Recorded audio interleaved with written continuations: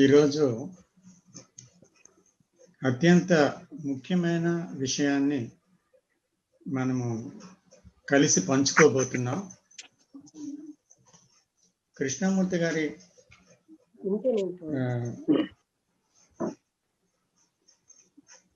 లోతైన అవగాహన నుంచి వచ్చిన కొన్ని భావ పరంపరల్ని, కొన్ని సత్యాల్ని మనం ఈరోజు గ్రహించాలి. ఎందుకంటే సంభాషణ అనేటువంటిది జీవితంలో అత్యంత ముఖ్యమైనది. నిజంగా సంభాషణ యొక్క మర్మాన్ని, దాని లోతైన విషయాన్ని, దాని యొక్క ప్రాధాన్యతని ఒకరు అవగాహన చేసుకోవటం అనేది అత్యంత అగత్యం అనిపిస్తుంది. ఎందుకంటే సంభాషణ ద్వారానే మనము మానవులము ఎన్నో విషయాల్ని పంచుకోవడము, అర్థం చేసుకోవడము, ఒకరితో ఒకరి సంబంధ బాంధవ్యాలు కలిగి ఉండడము అన్నీ కూడా సంభాషణ ద్వారానే జరుగుతూ ఉంటాయి. కాబట్టి అసలు సంభాషించటం అనేది ఏంటో తెలుసుకోవాలి. ఎందుకంటే అది ఇద్దరు వ్యక్తుల మధ్య జరిగేటువంటి ఒక ప్రధానమైన విషయం. సో ఈ సంభాషణలో ఇమిడి ఉన్నది ఏంటి అంటే ఒకరు మాట్లాడటం, వినడం, అర్థం చేసుకోవడం, తిరిగి స్పందించటం. ఈ విషయాలన్నీ సంభాషణలో ఉంటాయన్నమాట. అయితే సంభాషణ అనేటువంటిది అంటే దాన్ని కమ్యూనికేషన్ అనేటువంటిది ఒకరితో ఒకరు మాట్లాడడం అనేది విషయం తీసుకుంటే మొదట ఒకటిగా అవ్వటం అనేది ఉండాలి. ఇద్దరి వ్యక్తుల మధ్య ఒక ఏకత్వ భావన, ఏకత్వ స్థితి కలిగి ఉండాలి. వాళ్ళు ఒకరితో ఒకరు వారి భావాల్ని పంచుకోవాలి. తర్వాత ఒకరు తన యొక్క లేదా ఇతరులతో సంభాషిస్తున్నప్పుడు కలిసి వారిద్దరూ కూడా ఒక కొత్త విషయాలలోనికి ప్రవేశించి మాట్లాడగలగాలి. వాళ్ళిద్దరూ కలిసి వెళ్తూ ఉండాలి. కానీ అతను వేరు, ఎదుటివారు వేరనే భావనలో ఈ సంభాషణ ఏమో జరగదు. ఆ వైరుధ్యంలో జరగదు, ఏకత్వంలో మాత్రమే జరుగుతుందన్నమాట. అందువల్ల ఇక్కడ చాలా మందిని చూసినట్టయితే మనం నిత్య జీవితంలో ఒకరు మాట్లాడుతుండగానే మరొకరు ప్రారంభిస్తారు, ఎదుటివారు పూర్తిగా వినరు అన్నమాట. తర్వాత ఇంకొక విషయం ఏంటంటే ఒకరి మాటని ఒకరు అంగీకరించడం లేకపోతే తిరస్కరించడము జరుగుతుంటుంది. ఇలా ఒప్పుకోలు తిరస్కారంతో కూడుకున్నటువంటి సంభాషణ వల్ల ఎటువంటి ప్రయోజనము లేదు. ఏ విషయాన్ని చేరుకోలేరు, ఏ విషయాన్ని కనుగొనలేరు. అందువల్ల కృష్ణమూర్తి గారు ఒక గొప్ప పదాన్ని వాడారు, వినే కళ అని. సో వినే కళ అనేటువంటిది మొట్టమొదట ఉండాలన్నమాట. ఎందుకంటే ఒక సంభాషణలో ఒకే కాలం అంటే ఏకకాలంలో ఒకే ఉద్దేశంతో, ఒకే అంతర్వులో, ఒకే తీవ్రతతో, ఒకే శ్రద్ధతో కలిసి ఒకటిగా ఒకే వేగంతో నడిచి వెళ్ళటం అంటారు ఆయన.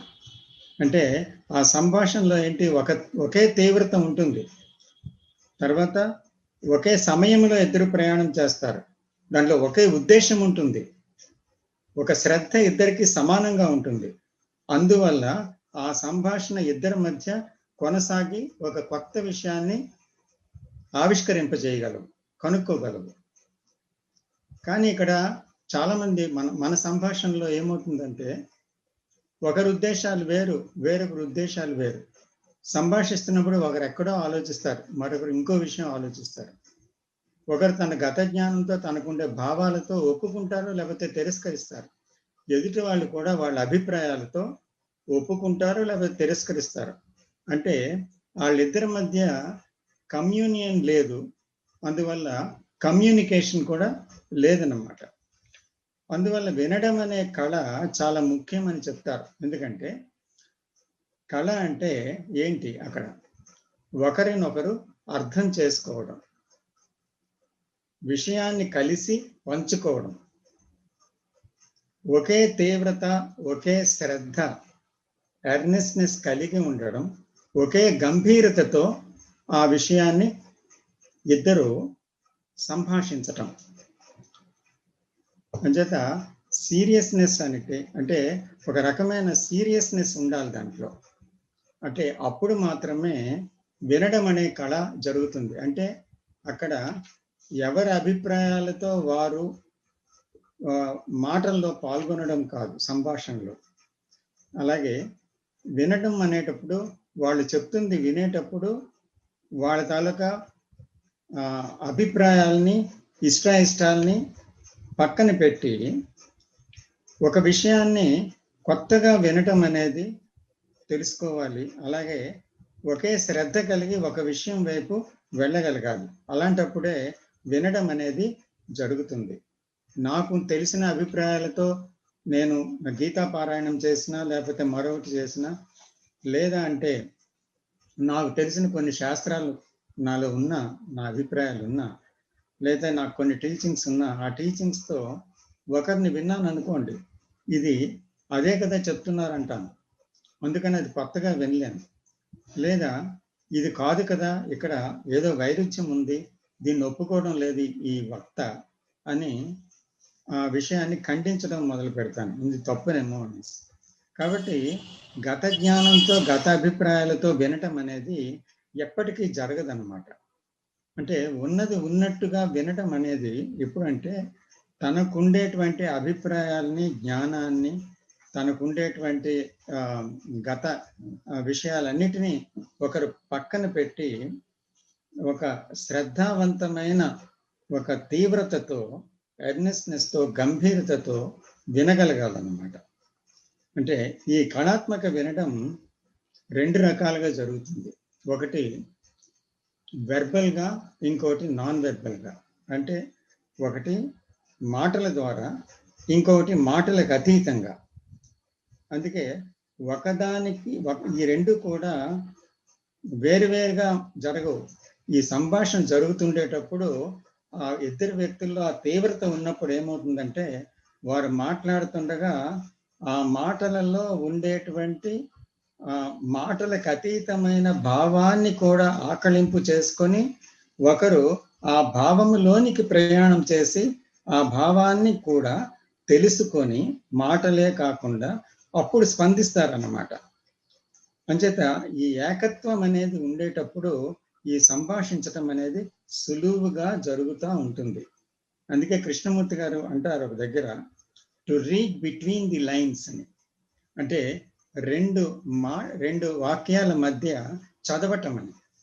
అంటే ఇదే non verbal reading or non verbal communication, non verbal listening or non verbal speaking.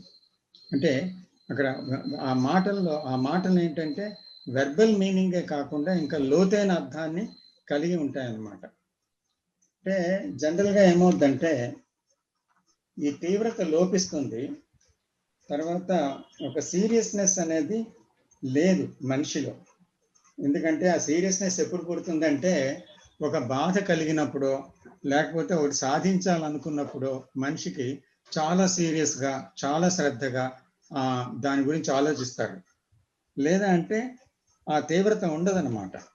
అందువల్ల ఏమవుతుంది, ఇక్కడ యాంత్రికత్వంతో కూడినటువంటి ఒక మనిషి కానీ, అత్యంత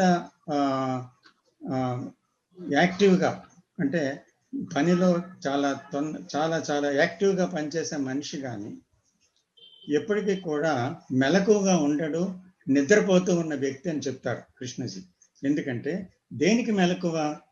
తన భావజాలానికి, తన ఆలోచన విధానాలకి తన ప్రవర్తనకి, తన మాట తీరుకి, తన సంభాషణ విధానానికి మెలకువగా లేడనమాట. బాంధవ్యాలను తన మీద తనకు మెలకువ లేదు.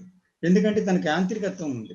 లేదా అంటే టూ యాక్టివ్, టూ బిజీ అయిపోయి ఆ విషయాల్లో కొట్టుకుపోతున్నాడు. కానీ నిదానం లేదు, చూడాలనే శ్రద్ధ లేదు. అందువల్ల అతనికి ఏమవుతుంది, దీంట్లో ఒక రెస్పాన్సిబిలిటీ ఫీల్ అవ్వడు. అంచేత సమాజంలో ఇది కాకుండా ఈ బాధ లేకపోతే సాధించాలని ఒక విషయం మీద తాపత్రయం ఉండేటప్పుడు ఉంటున్న తీవ్రత ఒక విషయాన్ని అర్థం చేసుకోవడంలో, అంటే ఒక లోతైన విషయాలను అర్థం చేసుకొని జీవిత విషయాలను తెలుసుకోవడంలో లేదన్నమాట. అసలు తీవ్రత అంటే ఏంటి అర్థం అంటే ఒక శ్రద్ధ ఉండాలి, కుతూహలం ఉండాలి, ఆసక్తి ఉండాలి, బాధ్యతాయుతమైనటువంటి ఒక భావ స్పందన ఉండాలి. వీటితో కూడుకొని మళ్ళీ ఒక చర్య ఉండాలి. సో ఇటువంటిది ఇవన్నీ కూడా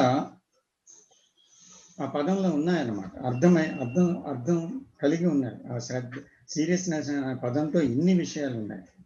అంటే కుతూహలం లేకపోయినా, మనకి దాని మీద ఆసక్తి లేకపోయినా, ఒక బాధ్యత అనేది దాంతో కూడిన స్పందన లేకపోయినా, సో అప్పుడేమో లోపటికి మనం దాంట్లో తీవ్రంగా లోపటికి ప్రయాణం చేయదాం. బాధ్యత అంటే ఏంటంటే ఏ సమస్య అయినా, సవాలైనా సంపూర్ణంగా స్పందించడం. సంపూర్ణంగా ఎప్పుడు స్పందిస్తాం అంటే, సంపూర్ణంగా స్పందించడం అంటే ఏంటి అంటే కేవలం ఒక సవాల్నో, ఒక సమస్యనో మనం ఎలాగ ఎదుర్కొంటామంటే, साइलेंट जर्रा साइलेंट की है वो तो कम है, वो वॉल्यूम कम है उसका वाला कुछ सिखा दो में करे इसे ఎలా ఎదుర్కొంటామంటే चलो ఒక భయంతోనో, ఒక ఇష్టాలతోనో, నాకు తెలిసిన గత జ్ఞానంతోనో, నా భావాలతోనో వచ్చిన జీవితంలో వచ్చిన ఒక సవాల్ను, ఒక సమస్యను ఎదుర్కొంటాం అన్నమాట. అలా ఎదుర్కొన్నప్పుడు నా ఉన్న సమస్యని నేను ఉన్నట్లుగా చూడలేకపోతున్నాను. ఎందుకంటే నా గత జ్ఞానంతో రియాక్ట్ అవుతున్నాను, రెస్పాండ్ అవటం లేదు, అంటే ప్రతిస్పందిస్తున్నాను అన్నమాట. స్పందన అనేది రావాలంటే గత జ్ఞానం యొక్క ప్రమేయం ఉండకూడదు. దానిపై ఏ చర్య చెయ్యాలనేది అనేదే నేను చూస్తాను. సమస్య నుంచి నన్ను వేరుగా చూసుకుంటాను. దాన్ని ఒక యథార్థంగా చూడకుండా ఒక భావజాలంతో, నాకు తెలిసిన జ్ఞానంతో చూస్తాను. అందువల్ల చూసేవాడు చూడబడే దానికన్నా వేరుగా చూడటం అనేది ఇక్కడ జరుగుతుంది. అలాంటప్పుడు స్వచ్ఛంగా, నేరుగా చూడటం అనేది అక్కడ ఉండదు. కాబట్టి అక్కడ ఏ అవగాహన దాని గురించి ఉండదు. గత జ్ఞానంతో మళ్ళీ తెలిసిన విధంగానే మళ్ళీ ప్రయత్నించి మళ్ళీ తెలిసిన ఊబిలోనే పడిపోతుంటాం అన్నమాట. ఇప్పుడు చూస్తే సమస్య ఒక సరికొత్తది అన్నమాట. అయితే అది ఎందుకు వస్తుంది మన దగ్గరికి? అది ఏంటో మనకి చూపించడానికి, దాని స్వభావ స్వరూపాలు మనకి తెలియచేయటానికి మన ముందుకు వచ్చింది ఆ సంఘటన, ఆ సమస్య. కానీ ఏమవుతుంది, ఇక్కడ పాత దాంతో మనం కేవలం జోక్యం చేసుకోవడం వల్ల సమస్యని, అది తెలియపరచాలనుకున్న విషయం మనకి తెలియబడదు. అందుకే దాన్ని దర్శించడం పూర్తిగా అనేది జరగదు. పరిపూర్ణంగా చూడటం అంటే మనకుండేటువంటి గత జ్ఞానాన్ని విడిచిపెట్టి చూడడం. అది ఏమిటి వెల్లడి చేయబోతుందో ఉన్నది దాన్ని నేర్చుకోవడం అంటే నాకు తెలియదు అనేటువంటి ఒక వినయపూర్వక స్థితిలోనికి వెళ్ళగలగటం. నాకు తెలియదు అన్నది ఒక మాట కాదు. నాకు తెలియదు అన్నప్పుడు నా గత జ్ఞాన ప్రమేయాన్ని విడిచిపెట్టినందువల్ల నాకు తెలియదు అనేటువంటి ఒక అమాయకత్వ స్థితి, అటువంటి ఒక అమాయకత్వ స్థితిలో నుంచి నేను వింటున్నాను. అంటే గత జ్ఞానాన్ని అంతటినీ పెట్టి ఒక కొత్తదిగా దాన్ని చూసి కొత్తదిగా వింటున్నాను, చూడగలుగుతున్నాను అన్నమాట. సో అప్పుడే నేర్చుకోవడం అనేది కొత్తగా జరుగుతుంది ఆ విషయంలో. అంచేత సంభాషణ పరంగా భాషకు అతీతంగా అంటే అంతరార్థాన్ని స్పృశించటం అన్నమాట. భావజాలానికి అతీతంగా, భాషకు అతీతంగా, అంటే నాన్ వెర్బల్ గా, అంటే అంతరార్థాన్ని స్పృశించటం జరుగుతుంది. అంటే అలాంటిది అంతరార్థం అనేది గ్రహించడంలోనే వినటం అనేటువంటి సామర్థ్యం అనేది కూడా ఇమిడి ఉంటుందన్నమాట. అందువల్ల తెలుసుకునేవాడు ఏమవ్వాలి, విసర్జించటం అనేది జరగాలి అతనిలో. అంచేత సమాజ పోకడలు, అధికారం, విజయం, ఇవన్నిటిని కూడా విసర్జించాలి. అప్పుడే నైతిక పరమైన జీవితం జీవించగలడు. అంటే అనైతికత్వాన్ని చూడడం వల్లనే నైతికత్వం అనేది సంభవిస్తుంది. విసర్జించడం జరిగినప్పుడు ఒక గొప్ప విషయం జరుగుతుందండి. ఏంటంటే మనం ఏదైతే ఒక కోపము, ఒక భయము, లేకపోతే అధికారము, విజయకాంక్ష, లేదా అంటే ఒక విషయానికి అతిగా, ఒక అసత్యమైన విషయానికి అతిగా విలువివ్వటము, లేకపోతే ఒక ఆరాటము దేని గురించైనా, ఇటువంటివి విసర్జించడం జరిగినప్పుడు ఏమవుతుందంటే ప్రతి రకమైన విసర్జనలో దాన్ని వదిలివేసేటప్పుడు డినయల్ అంటారు కృష్ణజీ. సో అది ఒక శక్తి సంప్రాప్తం అవుతుంది, ఒక ఎనర్జీ ఫుల్ అవుతుంది అన్నమాట. అప్పుడు అటువంటి ఎనర్జీతో అది అన్డిసిపేటెడ్ ఎనర్జీ, అంటే అది ఖండవంతమైన ఒక శక్తి అని పిలవడానికి వీల్లేదు. ఖండవంతమైన స్థితి కాదు. ఎందుకంటే ఖండవంతమైన స్థితి ఎప్పుడు ఉంటుంది? మనకుండే భయము, మనకుండే ద్వేషము, మనకుండే అసూయ, మనకుండే విజయకాంక్ష, మనకుండే అలాంటి ఆరాటము, ఇలాంటి విషయాలు, తాపత్రయము, ఇవన్నీ ఉంటే మనం భిన్నంగా విడిపోతాం. కానీ ఇక్కడ అఖండత్వం అనేది ఎప్పుడు జరుగుతుంది అంటే ఈ అన్నిటి విషయాల నుంచి మనం డినయల్ అనేది వదలటం అనేది జరిగినప్పుడు, అప్పుడు ఏమవుతుందంటే ఆరాటం లేనటువంటి ఆ స్థితిలో ఒక సామరస్య, సౌమ్య స్థితి, శాంత స్థితి, నిశ్శబ్ద స్థితి జరుగుతుంది. అంచేత బాహ్య జీవితంలో కానీ, ఆధ్యాత్మిక జీవితంలో కానీ ఉన్నత విషయాల్ని మనం పొందాలి. ఏ విషయమైనా ఉన్నతంగా, పరిపూర్ణంగా తెలియాలి అని అంటే ఈ విజయాన్ని సాధించాలి అనేటువంటి ఆరాటం, ఆధ్యాత్మికంగా గొప్ప స్థితులు పొందాలనే ఆరాటం, ఏ ఆరాటం ఉండకూడదు. సక్సెస్ అనేది ఒక రకంగా వైలెన్స్ అన్నమాట. అంటే అక్కడే నేను, మీరు అనే విభజన ప్రారంభమవుతుంది. మిమ్మల్ని నేను దాటి వెళ్ళిపోవాలి, మిమ్మల్ని అధిగమించాలి, నేను జీవితంలో ఫలానా సాధించాలి అంటే దేనికైనా వెనక్కి చూడను, వెళ్ళిపోతూ ఉంటాను. అంచేత బాధ్యత అనేది చాలా చాలా ముఖ్యము. అంచేత నీవే ప్రపంచము, ప్రపంచమే నీవనే మాట కృష్ణజీ వాడుతుంటారు తరచుగా. అయితే కేవలం మాట కాదు, నేను అనే భావనని, అహంకారాన్ని దానిలో ఇమిడి ఉన్న కంటెంట్ ఆఫ్ కాన్షియస్నెస్ నుంచి ఎవరైతే ఈ నిజంగా చూడటము, నిజంగా వినడం అనే కళని నేర్చుకొని వదలగలిగారో, దాని నుంచి దూరం అయ్యారో, అంటే నేను నుంచి పూర్తిగా నేను అంతమైందో, అటువంటి సమయంలో ఏమవుతుందంటే ఒక అపరిమితత్వంలో ఒకరు జీవించగలరు, స్పందించగలరు అన్నమాట. అంచేత బాధ్యత అంటే ఏంటంటే ఎవరో రాజకీయవేత్తలు, ప్రభుత్వమో, మతాలో, విద్యలో వీరు అన్ని చూసుకుంటారని వారిపై విడిచి ఏదో ఉపరితల జీవితంలో కొట్టుకుపోవడం కాదు, యాంత్రికంగా వెళ్ళిపోవడం కాదు. అంటే నేను కూడా ఈ ప్రపంచంలో ఉండే దౌర్భాగ్యానికి, దుశ్చర్యలకి, సంఘటనలకి, సంక్షోభానికి అన్నిటికీ నేను కూడా బాధ్యుడిని అని నన్ను నేను చూసుకోవాలి. ఆ బాధ్యతలో ఎవరికి ప్రపంచం గురించి బాధ్యత ఉంటే నా గురించి బాధ్యత అన్నమాట. ఎందుకంటే నేను ప్రపంచం నుంచి వేరు కాదు.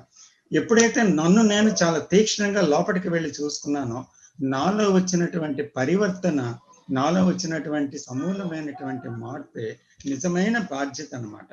ఈ బాధ్యతాయుతమైనది ఇదంతా కూడా మనకి ఈ సంభాషణ అనేటువంటి విషయంలో స్పష్టంగా కృష్ణమూర్తి గారు ఈ విషయాన్ని సూచించి అన్ని తెలియజేశారన్నమాట. సో ఇది మన జీవించవలసినటువంటి ఒక సరళమైన జీవితం జీవించవలసినటువంటి విషయం.